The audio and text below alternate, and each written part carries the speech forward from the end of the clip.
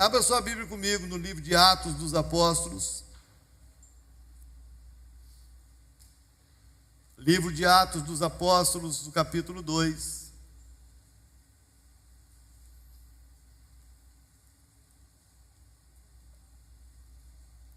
Quero ler com você do versículo 36 ao versículo 40. Atos, capítulo 2, verso 36 ao verso 40. Você que está aí novo, né, na igreja, manuseando a sua Bíblia agora, né? Importante você ir conhecendo, e é no manuseio que a gente vai conhecendo, né? Então a Bíblia ela é dividida em duas partes, o antes de Jesus, que é o Velho Testamento, e o depois de Jesus, que é o Novo Testamento. O Novo Testamento começa com os evangelhos: Mateus, Marcos, Lucas e João. E depois dos evangelhos vem o livro de Atos dos Apóstolos, conhecido como Atos dos Apóstolos, mas registra os primeiros anos da igreja cristã, desde o seu nascimento, né, e os primeiros anos até o apóstolo Paulo. Capítulo 2 de Atos, do versículo 36 ao 40, diz assim: Esteja absolutamente certa, pois, toda a casa de Israel, de que a este Jesus que vós crucificastes, Deus o fez Senhor e Cristo. Ouvindo eles estas coisas, compungiu-se-lhes o coração, e perguntaram a Pedro e aos demais apóstolos: Que faremos, irmãos? Respondeu-lhes Pedro: Arrependei-vos, e cada um de vós seja batizado em nome de Jesus Cristo, para a remissão dos vossos pecados, e recebereis o dom do Espírito Santo. Pois para vós outros é a promessa, para vossos filhos e para todos os que ainda estão longe, isto é, para quantos o Senhor nosso Deus chamar. Com muitas outras palavras, deu testemunho e exortava-os, dizendo: Salvai-vos desta geração perversa. Pai, eu quero te agradecer mais uma vez por essa noite, por esse tempo da tua casa e por esse momento específico que nós paramos e voltamos a nossa atenção para a tua palavra, pois nós cremos que através dela nós podemos ouvir a tua voz, nós podemos ser alimentados, exortados, consolados, edificados, instruídos, dirigidos pelo Senhor. Abrimos o nosso coração diante da tua palavra e te pedimos que o Senhor venha falar o coração de cada um de nós. Todos nós possamos sair daqui essa noite dizendo: hoje Deus falou comigo e a minha vida foi transformada. É a oração que fazemos em nome de Jesus. Como pode dizer amém? Amém. Muito bem, queridos. Salvai-vos desta geração perversa. A Bíblia fala dos últimos dias, da igreja dos últimos dias, como ela será. O apóstolo João, quando escreve o Apocalipse, ele mostra as deficiências da igreja dos últimos dias, como também as suas virtudes e desafios. Mas eu acho que não existe nenhum texto que fale tão bem da nossa geração como o texto que o apóstolo Paulo escreveu na sua segunda carta a Timóteo, no capítulo 3, que ele diz: Sabe, porém, isto, nos últimos dias, nos nossos dias, é a nossa geração, ele está dizendo, nos últimos dias sobrevirão tempos difíceis. E ele não vai falar de tempos difíceis pensando em terremotos, em guerra e em epidemias.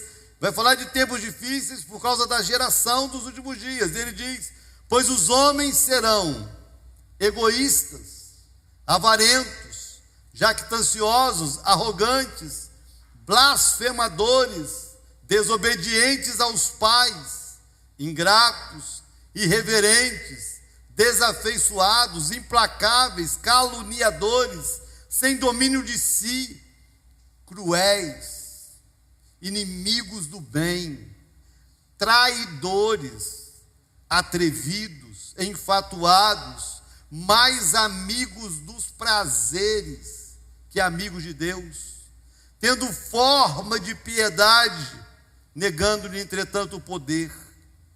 E ele termina dizendo: foge também destes. Porém, fugir de tudo isso seria fugir de uma geração, porque a geração virou isso. Eu fico imaginando, porque o texto que eu li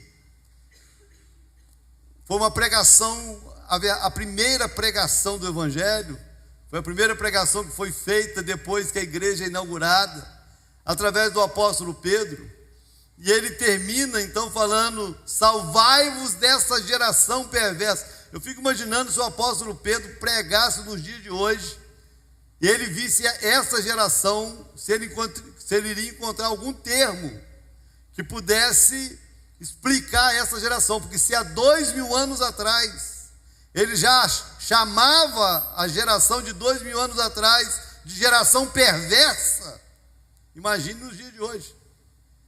Porque há 2000 anos atrás não tinha a perversidade da internet, não tinha a perversidade das grandes mídias, não tinha a perversidade que hoje é globalmente vivida e divulgada.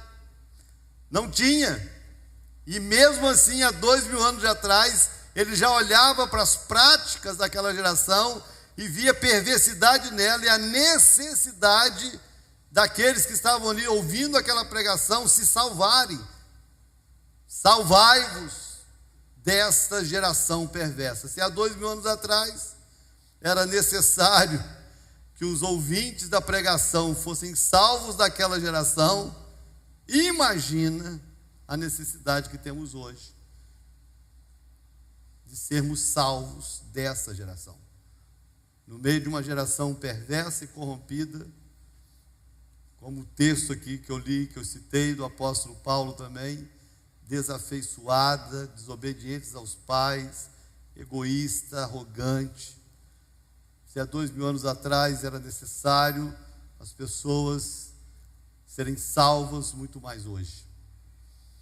E o tremendo desse texto que eu li para você, que tem essa palavra afirmativa: salvai-vos dessa geração perversa, mas o texto mostra a atitude ou as atitudes que os ouvintes daquela pregação precisavam ter para que eles vivessem aquela salvação, para que eles experimentassem a salvação daquela geração. E eu posso afirmar para você que as mesmas atitudes que salvou aquela geração, ou aqueles ouvintes há 2000 anos atrás, são as mesmas atitudes que hoje nós somos desafiados a ter, se no meio de uma geração perversa e corrompida nós queremos nos salvar. Então eu queria que você prestasse muita atenção nessa palavra, porque tem salvação para nós. Independente do nível de crueldade, de afastamento de Deus, ainda existe salvação. Agora presta atenção no que o texto nos ensina, se nós queremos ser alcançados por essa salvação. Qual resposta ou postura precisamos ter diante da oportunidade da graça salvadora? Primeira coisa que o texto me ensina, que para ter ou para ser salvo dessa geração perversa, eu preciso ter um coração compungido.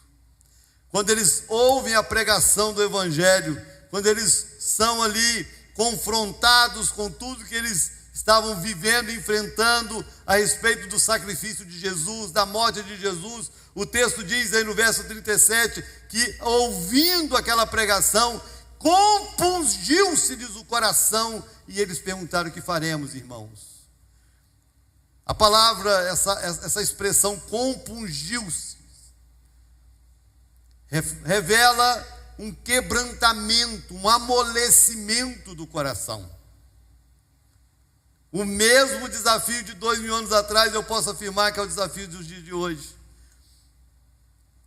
por aumentar a iniquidade, a Bíblia diz que o amor de muitos esfriará. Por aumentar essa promiscuidade em tantos níveis, a resposta natural do ser humano é endurecer o coração.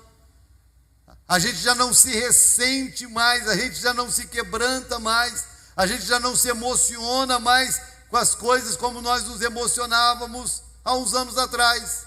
Nós nos acostumamos tanto a ver coisas ruins, nós nos acostumamos tanto a ver violência, nós nos acostumamos tanto a ouvir histórias de perversidade, que hoje a gente ouve e é só mais uma.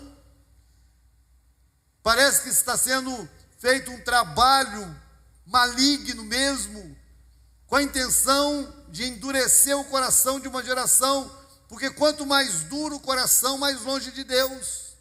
Quanto mais resistente o coração, mais longe de Deus. E é esse o retrato dessa geração. Uma geração perversa, uma geração indiferente, uma geração fria, e o que é pior, achando que está tudo bem. Mesmo com o coração endurecido, mesmo com o coração longe de Deus, mesmo com todas as crises que acabam enfrentando por causa desse afastamento do Criador, mas conseguem com tudo isso endurecer o coração. E o texto então diz que a primeira resposta para que eles fossem alcançados pela salvação que estava sendo proposta é que o coração deles foi compungido. Eu queria fazer um convite para você hoje à noite, porque é uma decisão que cada um precisa fazer. Isso tem um lado muito positivo, né? Isso tem um lado muito positivo, porque tem umas coisas na história, na nossa história como seres humanos, que é um desafio. Nós vivemos em sociedade, e por vivermos em sociedade, muitas coisas que nós precisamos, muitas vezes nós dependemos de alguém. Não é assim? Quem foi lá no pastor Cláudio Duarte, quem não foi, perdeu uma noite única, né? A noite com o pastor Cláudio Duarte, ele falando sobre as fases da vida, e ele falou, a primeira fase da vida é justamente a fase da dependência. Só que essa fase, ela muda o contexto, mas ela vai continuar. Nós vamos sempre depender de alguém. Não é verdade? Para alguma coisa, você vai depender de alguém. Seja de um profissional, enfim, nós sempre vamos depender de alguém. Mas no que diz respeito à minha vida com Deus, só depende de mim. E isso eu acho que é um trunfo muito poderoso. Eu não preciso de ninguém, além de mim mesmo, para eu ser salvo. Porque pode o mundo inteiro endurecer o coração, mas se o meu coração se quebrantar, ainda que o mundo inteiro se perca, eu posso ser salvo, porque é uma decisão que eu tenho que tomar. E eu queria hoje fazer um convite para você quebrantar o seu coração, para você amolecer o seu coração, para você arriar as suas armas diante de Deus. Porque é essa resposta que a gente está dando diante de tudo na vida. Gente, a gente vai ficando armado, não é assim? Quem aqui já foi traído sabe, quem aqui já se frustrou em relacionamento sabe, quem aqui já se decepcionou com um amigo sabe, quando alguém se aproxima você já, é mais um, não é assim? É uma resposta natural de defesa. Então, quando aparece uma oportunidade, quem já foi passado para trás, quem já levou prejuízo com alguém, aí aparece uma oportunidade, você já é mais um. E você se arma, você se fecha. E de uma maneira inconsciente, a gente acaba transferindo isso para a nossa relação com Deus. Por quê? Porque geralmente a gente liga diretamente a pessoa de Deus, a salvação de Deus, com igreja, com religião. Aí, poxa, eu já tive uma decepção com a minha religião, eu já tive uma decepção com a minha igreja, eu já tive uma decepção com o meu padre, ou com o meu pastor, com o meu bispo, com o meu apóstolo. Então já se fecha. Então quando aparece uma oportunidade, a pessoa já se fecha. E não tem como eu ser salvo dessa geração perversa se antes de tudo eu não amolecer o meu coração, eu não me abrir, eu não me quebrantar, eu não ser compungido por aquilo que eu estou ouvindo, eu não me deixar sensibilizar pela oportunidade que Deus está me dando. Eu queria desafiar você a isso. Talvez, dentre muitos, um conselho tremendo que Jesus deixou para nós é que nós devemos ser simples como a pomba, mas prudente como a serpente. A prudência é algo que nós sempre devemos conservar. Nós só não podemos querer ser prudentes com Deus e ser simples para as coisas do mundo. Então, diante de Deus, nós deveríamos ser simples, como a pomba desarmada, né? Quem já foi assim, em alguns lugares, tem uma praça em Bogotá, que tem assim, milhares de pombas que ficam ali soltas, e as pessoas alimentam aquelas pombas. Aí você pega ali um grãozinho de milho, alguma coisa assim, ela vem e pousa ali na sua mão, come na sua mão, sem nunca ter te visto, come e vai embora. Então ela não tem essa preocupação que alguém vai torcer o pescoço dela. Faz isso com a galinha, amigo. Chama a galinha, vem cá, vai nada, amigo. Chama um gavião, vem nada. Por quê? Porque eles são armados. Então Jesus vem e fala: sejam simples como a pomba, prudente como a serpente. Então a prudência é necessária. Continue prudente. Continue prudente. Eu estava vendo essa semana, a cada 1 minuto e meio em São Paulo, um celular é roubado. A cada 1 minuto e meio em São Paulo, um celular é roubado. E as pessoas continuam desavisadas, continuam sem prudência, de pegar um celular no meio da rua e querer atender na calçada. E achar que qualquer um pode ser roubado, menos ele. Estava um vídeo da internet essa semana, que aquela cantora Sula Miranda foi gravar um vídeo na calçada, o cara passou de bicicleta, roubou o celular dela gravando o vídeo. Pô, nem os famosos estão protegidos. Então seja prudente, né?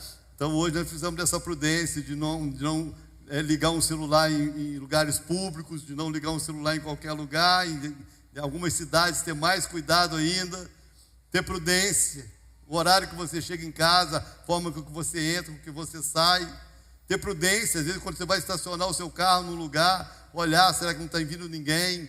Essa prudência é necessária, porque a malignidade está aí. Mas quando a gente chega diante de Deus, a gente precisa deixar a prudência lá fora, porque nós estamos diante de um Deus que nos ama. E aí vem o desafio de ter um coração compungido, simples como a pomba, quebrantado, porque se eu não me quebrantar diante de Deus, eu não posso ser salvo por Ele. Se eu não me desarmar diante de Deus, eu não posso ser salvo por Ele. E eu queria convidar você hoje a tomar essa decisão pessoal. Compunja o seu coração. Se desarme diante de Deus. Independente de toda frustração, decepção, todas as coisas negativas que você já viveu na sua história, você está diante de um Deus que te ama. Você está diante de um Deus que deu o próprio Filho para morrer no seu lugar. Você está diante de um ser que é capaz de qualquer coisa para salvar você. E Ele só precisa que você compunja o seu coração, quebrante o seu coração. Essa é a primeira postura, resposta que é necessário ser dada. Segundo, depois de ter um coração compungido para que aquelas pessoas fossem salvas daquela geração e como também na nossa, segundo lugar, é necessário o arrependimento de uma vida de pecado. Olha o que diz aí no verso 38. Respondeu-lhes Pedro, porque eles perguntaram, o texto diz: compungiu-se-lhes o coração e perguntaram a Pedro e aos demais apóstolos: que faremos, irmãos? Então Pedro responde, verso 38, arrependei-vos, é a primeira palavra, arrependei-vos, porque não tem salvação sem arrependimento. Não tem como eu entrar numa vida com Deus se eu não me arrepender da vida sem Deus. E arrependimento, assim como ter um coração compungido, o arrependimento também é algo pessoal. Eu não dependo de ninguém para se arrepender por mim. Se ninguém se arrepender, mas eu me arrepender, eu serei salvo ainda que ninguém mais seja, porque é uma decisão só minha. E o arrependimento é uma decisão que eu tomo a partir do momento que eu tenho consciência da gravidade dos meus erros. E talvez a nossa geração seja mais desafiada a isso do que a geração que ouviu a pregação de Pedro. Porque, como o apóstolo Paulo falou, dentre muitas características e problemas da nossa geração, uma gravíssima é o cinismo. Essa geração é uma geração cínica. Eles conseguem fazer todo tipo de bobagem, de besteira, rindo para você como se nunca tivessem feito. E ainda defendendo como se tivessem certos. Pecados e práticas que eram feitos às ocultas e com muita vergonha se fosse descoberto. Hoje o cinismo faz com que essas pessoas tenham as mesmas práticas em vias públicas. É uma geração cínica. E é estranho, sabe por quê? Eu estava pensando nisso hoje, porque o Brasil, gente, o Brasil é um país, na sua maioria absurda, quase que total, nós somos um país cristianizado, de maioria católica, e depois vem os evangélicos e outros segmentos mais cristãos, né? Cristãos. Eu vim do catolicismo, então eu sei muitas coisas que são ensinadas lá. E para quem não sabe, a Igreja Católica é muito mais rigorosa do que a Igreja Evangélica. Mas os católicos não são mais rigorosos, mas a igreja é. Vou te dar alguns exemplos. Você sabia que a Igreja Católica não casa uma pessoa divorciada? Você sabia que na Igreja Católica o sexo antes do casamento é radicalmente proibido? Você sabia que na Igreja Católica é proibido o uso de anticoncepcional? É proibido. Os católicos não podem usar nenhum tipo de anticoncepcional. Nenhum. Na melhor das hipóteses, faz uma tabelinha. Se bater na trave, a barriga vem.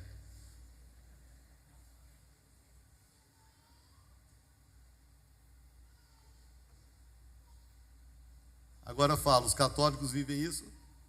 Não. Mas tenho orgulho de dizer, eu sou católico. Não. É o cinismo de uma geração que vive em pecado e acha que não está em pecado. O apóstolo está dizendo que usar métodos anticoncepcionais é pecado? Não, estou dizendo que você ser membro de uma igreja e não obedecer às suas leis é. Porque a desobediência é pecado. Então é uma geração cínica. Então falar de arrependimento para uma geração que peca, mas não reconhece os seus pecados, parece que não tem sentido. Me arrepender de quê?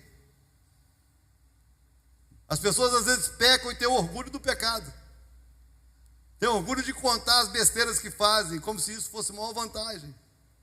Que eu fiz, que eu peguei, que eu fui, que aconteceu e tal. Mas não existe salvação sem arrependimento. Se a ficha não cair, que aquilo que eu pratico, que me afasta de Deus, vai me levar para o inferno. Se a ficha não cair, que essas coisas que me dão um prazer imediato e temporário estão me afastando de Deus e me condenando para uma eternidade sem Deus. Se a ficha não cair, eu vou continuar nessa prática, rindo para todo mundo como se estivesse tudo muito bem. Sendo que a alma do indivíduo está cada dia pior. Por que tanta depressão? Por que tantas pessoas com tantas coisas e com tanto vazio? Por quê? Qual a explicação que se dá para um adolescente que tem um iPhone 15, que mora numa mansão, que tem tudo dos pais, que é paparicado pelos pais e vive triste pelo canto e com depressão? Qual a explicação? Não existe nenhuma outra explicação a não ser o afastamento de Deus. a ausência de Deus. Não é porque você não tem coisa, é porque você não tem Deus. E não tem como eu ter Deus e ter as mesmas práticas pecaminosas que me afastam de Deus. E a única forma é eu me arrepender, eu reconhecer isso que eu estou fazendo não está agradando a Deus, está me afastando dele, isso está me matando. E se eu não me arrepender disso e não mudar de vida aqui, meu final não vai ser bom. Então a palavra é: salvai-vos dessa geração. Como? Foi a pergunta. Arrependei-vos.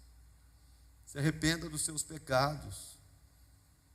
Se arrependa. A palavra de Deus diz que aquele que se arrepende deixa, alcança misericórdia. A palavra de Deus é repleta de palavras e de promessas de que o que acompanha o arrependimento é cura, o que acompanha o arrependimento é perdão de Deus. Mas não existe perdão sem arrependimento, como não existe salvação sem arrependimento. E não existe ninguém que não precise, em algum momento ou em todos os dias, estar se arrependendo. Nós pecamos por pensamento. Nós pecamos com os nossos olhos. Nós pecamos quando nós emprestamos os nossos ouvidos a ouvir coisas que não glorificam a Deus. Nós pecamos com os nossos lábios. Os mesmos lábios que cantam louvores são usados para falar de outras pessoas. E nós pecamos. Pecamos com as nossas atitudes e pecamos com as nossas negligências. A palavra de Deus diz que aquele que sabe fazer o bem e não faz, também nisso ele peca. Não existe um ser humano que não precise se arrepender. E a salvação está no arrependimento. Você chegar diante de Deus e dizer: Senhor, eu pequei.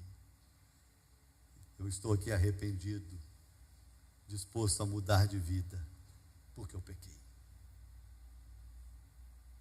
Terceiro, para sermos salvos dessa geração corrompida e perversa, além de termos o coração compungido e de nos arrependermos dos nossos pecados, ele diz que é necessário que a gente se comprometa com Deus.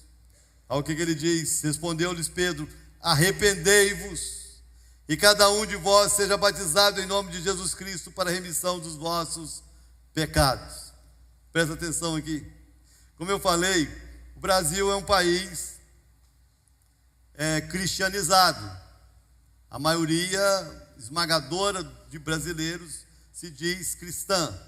Seja católico praticante ou não praticante, sejam evangélicos praticantes ou não praticantes, ou sejam pessoas que simplesmente nasceram num lar, ouviram que foram, sei lá, crismados, apresentados no altar: sou cristão. Né? Enfim, é um país reconhecidamente de cristãos. Né? Esse dia eu estava conversando com um pastor, ele falando: não, mas o Brasil é um país liberal. Eu falei assim: não concordo. Para mim, o Brasil é um país extremamente conservador. Pelo menos na sua defesa de discurso, nós somos um país conservador. Nós somos um país que ainda zela por família, que valoriza a família, que zela por princípios de lei, de ordem, pelo menos no discurso. Nós somos um país conservador. Então, num país onde a sua maioria é cristã, pelo menos nominal, nós deveríamos ter uma nação comprometida com Deus. Sim ou não? Porque é isso que se espera de alguém que se diz: eu sou cristão. Porque o que me faz cristão não é frequentar uma igreja cristã. O que me faz cristão não é ter nascido num lar cristão, seja ele católico ou protestante, não. O que me faz cristão de verdade é o meu compromisso com Cristo. E isso não tem. Então as pessoas se dizem cristãs, muitas nunca foram a uma igreja, ou nunca frequentam, e o que elas menos têm de fato é compromisso com Deus. Aí Pedro fala: quer ser salvo dessa geração? Você precisa se comprometer com Deus. E ele fala de batismo, ele fala de aliança, que é um grande desafio para uma geração descomprometida. Essa geração, a cultura dessa geração é uma cultura descomprometida. O que mais as pessoas querem é viver e ter as coisas sem precisar se comprometer com nada. Vê se não é assim. Aí foram criando relacionamentos. Você está namorando fulano? Não, estou ficando. O que é ficando? Se pegam lá quando não tem outro para pegar, e cada um vai na sua e ninguém tem compromisso com ninguém. E assim vai. Eu me lembro de uma pessoa famosa no Brasil que se casou, só que ela morava, eu acho que em São Paulo, e o marido no Rio. Aí, de tempo em tempo, eles se viam. Aí, quando casaram, foi aquela comemoração, que casamento moderno. Gente, que casamento moderno. Hoje estão criando aí os casamentos abertos. O cara é casado, mas ele pode se relacionar com outras mulheres, que a esposa não se importa. Ela é casada, mas também ela pode se relacionar com outros homens, que o marido não se importa, mas são casados. Mas eu lembro desse fato, quando essa pessoa casou, que foi assim, comentado no Brasil inteiro, mas ninguém comentou tanto quando o divórcio aconteceu. Porque não tem como você suportar um relacionamento sem compromisso, porque o que faz um relacionamento ser relacionamento é o compromisso. Eu saber que eu posso contar com você e você pode contar comigo. Então não existe relacionamento sem compromisso. Só que as pessoas passaram a transferir isso para todos os níveis de relacionamento. Amigos. Por isso que é comum a gente falar, a gente conhece muita gente, temos alguns colegas e poucos amigos. Porque quem você vai considerar amigo? É aquele que na hora que você mais precisa, você pode ligar e sabe que você vai contar com ele. Isso é amigo. Só que isso está ficando também cada vez mais superficial e escasso. São poucos amigos de verdade que uma pessoa pode contar. Há um tempo atrás eu fui procurado por um irmão, me senti muito honrado, que a esposa falou com ele assim, selecione 10 ou 20 amigos. E quando ele foi selecionar, ele se lembrou de mim. Eu me senti honrado, poxa, que bom que eu faço parte do seu hall de amizade. Mas que está se tornando uma coisa cada vez mais rara. Por quê? Porque quando você mais precisa, aqueles que você mais considerava, largou você na mão. Você nunca passou por isso, né? Você está no Brasil, é assim que acontece mesmo, fazer o quê? Enfim, só que as pessoas passaram a transferir essa superficialidade para a relação com Deus. Olha para mim aqui. Aí as pessoas perguntam assim, você é crente? Não, eu só frequento aquela igreja. Você é um cristão? Sou. Você tem um compromisso com Deus? Não, eu só vou ali. E as pessoas passaram e criaram grupos. Hoje existem os desigrejados. E o número de desigrejados é absurdamente grande. Quem são os desigrejados? São aquelas pessoas que em algum momento ouviram falar de Jesus. Pode ser que algumas delas tenham de fato tido alguma experiência com Jesus, mas se decepcionaram com a igreja, com o pastor, enfim, com alguma coisa, com a religião, e agora eu sirvo a Deus do meu jeito. Agora eu sirvo a Deus na minha casa. Eu sou cristão do meu jeito. Vai ser uma coisa assim difícil, de uma prestação de conta, porque eu não consigo ver na Bíblia nenhuma possibilidade de qualquer relacionamento sério com Deus sem compromisso com Deus. Eu não consigo ver nenhum tipo de possibilidade de eu ter um compromisso com Deus e não ter um compromisso com a igreja que Ele fundou. Porque se não fosse necessário igreja, para que Jesus ia criar a igreja?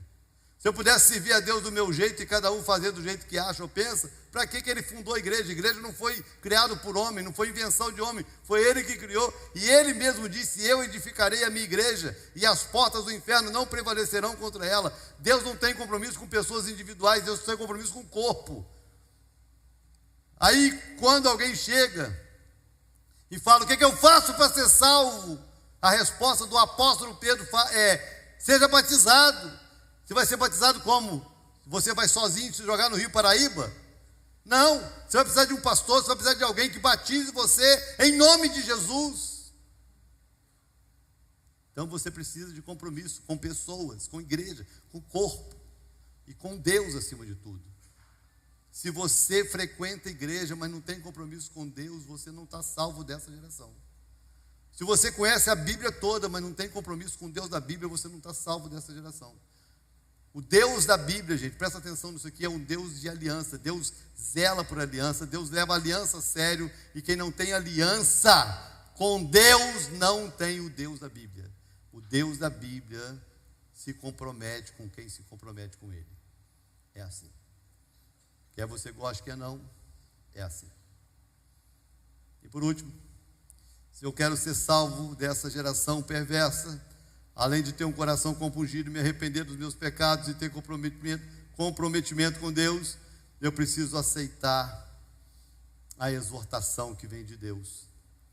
O texto, ele termina dizendo justamente isso: com muitas outras palavras, deu testemunho e exortava-os, dizendo: salvai-vos desta geração perversa. A própria frase de salvação já era uma exortação. Mas esse é um outro problema. Exortar essa geração é um outro problema. As pessoas não gostam de ser chamadas a atenção.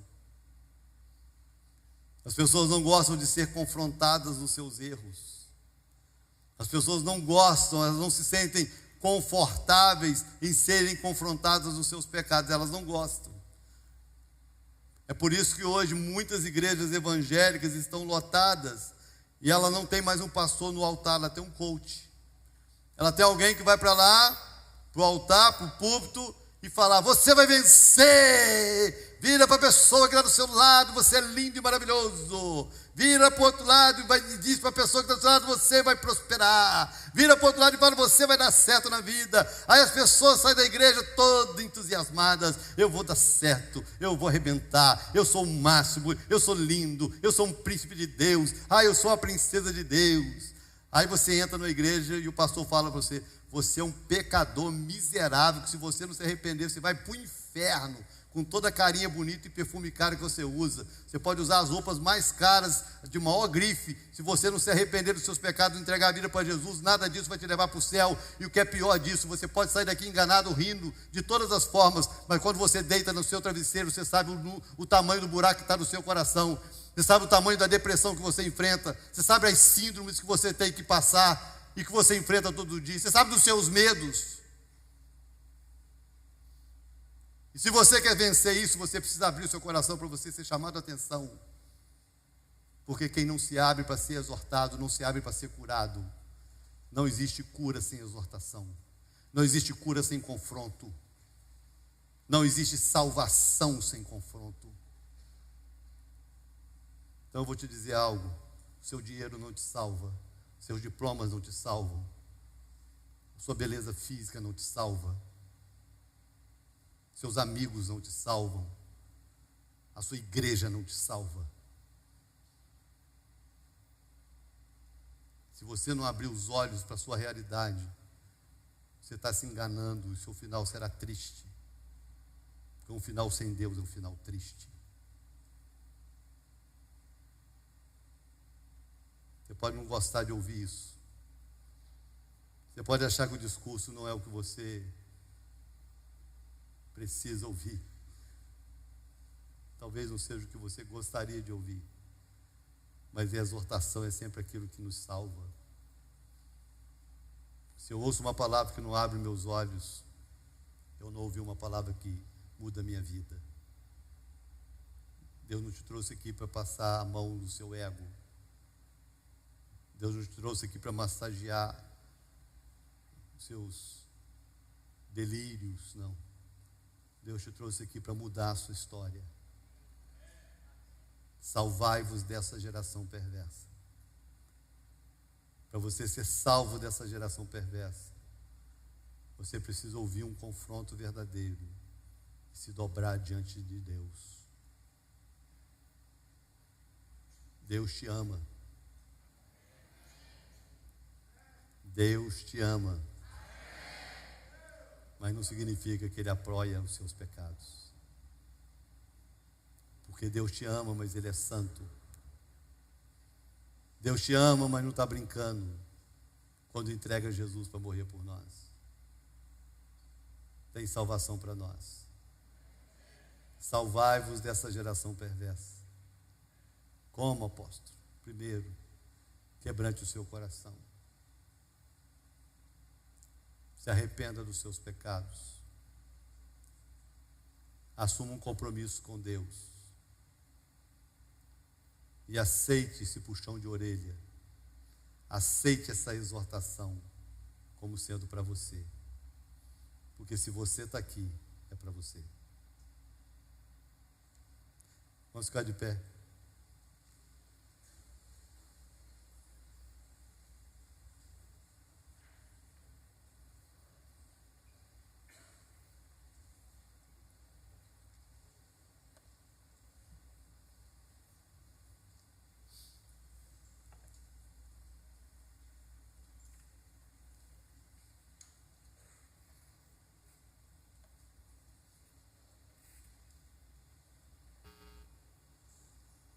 Quando Deus, em Cristo, Ele funda a igreja, eu entendo biblicamente que a função dessa igreja é salvar o perdido. Por mais que eu respeite qualquer direção que qualquer igreja ou pastor tenha, essa responsabilidade ela é inegociável. A igreja existe para mostrar o caminho de salvação para os perdidos. E é isso que nós fazemos aqui. É isso que essa igreja procura cumprir nos seus 36 anos de história. Levar a salvação aos perdidos.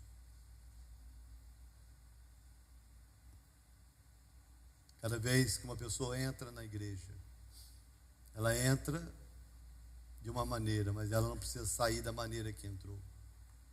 Ela pode sair salva, porque existe salvação em Cristo Jesus. Eu queria orar com você. Eu queria te dar a oportunidade de você pegar essa palavra que você ouviu essa hora, esse momento, e você colocar essa palavra como uma realidade para a sua vida pessoal. Esse é um momento que não vale a pena você segurar na mão de ninguém. Esse é um momento que não vale a pena você se abraçar a ninguém. Esse é um momento que não vale a pena você se distrair com ninguém. Porque esse é um momento que ninguém pode fazer nada por você, a não ser você mesmo e Deus. Essa é a hora que é você e Deus. Se ninguém quiser e você quiser, está tudo certo. Porque se todos quiserem e você não quiser, a decisão sempre vai ser sua. Então feche os seus olhos, por favor. Se você quiser colocar sua mão no coração, eu sempre gosto dessa atitude. Eu acho que é sempre um momento que eu posso sentir que eu ainda estou vivo. E se eu estou vivo, o coração está batendo, eu ainda posso tomar decisões. E eu queria que você repetisse essa oração comigo. Toda a igreja, por favor. Todos. Diga: Senhor Jesus, eu entendi a tua palavra. Eu entendi que existe salvação.